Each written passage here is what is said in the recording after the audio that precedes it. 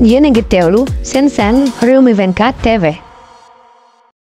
jaajëfal nañu leen bu baax ci àdd bi ak topp bi nga xamante ne rek ñu koy topp ci site internet bi di Rewmi 24 TV li gën a fës ci bopp xabaar yi nag dañ koy do rek niki àjjuma yem ak ñaar fukki fan ak juróom-benn ci weeru sulet ci atum 2024 directeur général bu société des mines du Sénégal SOMISEN di maître Ngagne Demba Touré nag daal nañu koy gis rek mu ànd ak jëwriñ bu ñu dénk wàllum énergie ak pétrole ak ministre des mines di Birame Souleye Diop fa ca diwaan bu Thiès ak Louga mu nekk tukkib nemmeeku boo xamante ne rek daal nañ koy def nag ci terrain bi ñeel exploitation grande côte opération yi mu nekk activité boo xamante ne rek daal nañu wéyal seen tikk nemmeeku ci site yi nga xamante ne rek ñoom ñoo nekk ci côté Oasis ak fi nga xamante ne rek moom mooy camp touristique yi mu nekk ab descente boo xamante ne rek daal nañ koy def ci mine bi waaye def nañ rencontre rek ak ñi nga xamante ne rek ñoom ñooy askan wi rawatina nag ña fare ci diwaan bu Lompul nga xam ne yëf yi ñoom la laaj laataa nag ñuy jeexal seen déplacement nag wutali diwaan bu Diourbel ngir nag waxtaanee ak conditions yi nga xamante ne rek moom moo ñëw recasement yu village yi nga xamante ne rek dañoo daal di impacté ci yëf yi ci mel ni Fot ak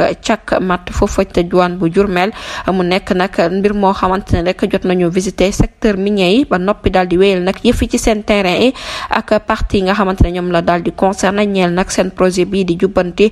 SOMISEN ba tey bu ñu jógee foofu dañuy àddu rek wutale diwaan bu Touba Mbacké ki nga xamante ne moom mooy Amadou Ba nag daal dinay amal ab tukkib nemmeeku nag daal di seet ki nga xamante ne rek moom mooy xalifa général des Mourides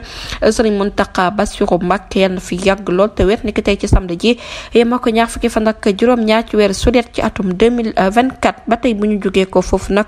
dañu àddure wax ci mbir mu doy waar bi nga xamante ne rek moom moo daal di am ab apprenti boo xamante ne rek ne nañ daal dafa yor biir buy daw moom ci jëmi boppam rek moom moo daal di rek yëg ci kaw kaar bi nga xamante ne rek doon na fa lang daal di fay defaru mu nekk mbir moo xamante ne rek mbir mu doy waar la daal dinañu gis nag apprenti bi ci jëmi boppam rek mu daal di yéeg nag ci côté autoroute à péage bi boobu la doon oto bi di dawee waaye moom ci jëmi boppam rek dafa daal di yéeg ci kaw rek defaru nag mbir mu nu mel moom autoroute bi moom kii bi Ndiaga Ndiaye boobule mi ngi doon jógee ko fi nga xamante ne moom mooy pompier wutali fii di Parcelles Assainies du ñàkk dinañ ci ñëwaat ci yeneen i jotaayu xabaar jërë ngeen jëf ci ànd bi bu leen fàtte abonné bés cloche de notification yi ngir mën a am yeneen i xibaar